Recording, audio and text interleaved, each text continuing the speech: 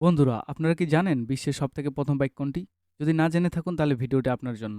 তো চলুন শুরু করা যাক। এই বাইকটি হলো দুনিয়ার সবথেকে প্রথম বাইক। আজ যে মোটরসাইকেলের কথা আমরা আলোচনা করতে চলেছি তার মডেল বিংশ শতাব্দীর আগে প্রস্তুত করা হয়েছিল 1855 সালে জার্মানিতে। এই বাইকটি জার্মানিতে গটলিব ডেমলার এবং উইলহেলম মোবাচ তৈরি করেন।